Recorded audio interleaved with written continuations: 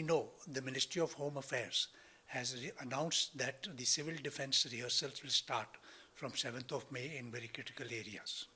I think this is a very prudent measure which will send a strong signal to Pakistan because the type of statements which the Pakistan Army Chief, General Asim Munir, is giving are very, very threatening. He's talking of all-out war and various other strong statements almost every day.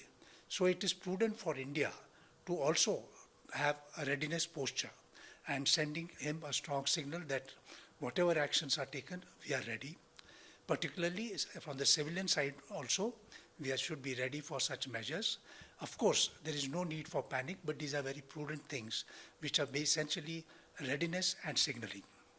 As far as the blackout measures are concerned, the lights off entails switching off all lights in our premises, whether it's house or offices.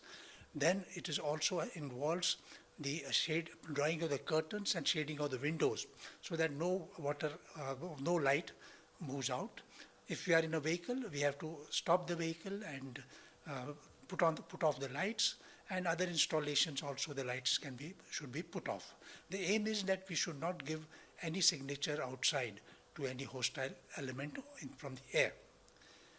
Yes, there are many critical installations which are required to be camouflaged per se. These include the power installations, these include the telephone exchanges, the military installations, of course, government offices and transportation hubs.